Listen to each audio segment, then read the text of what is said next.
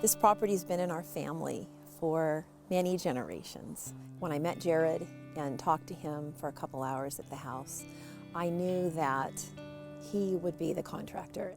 He was very communicative, very positive, a really good listener.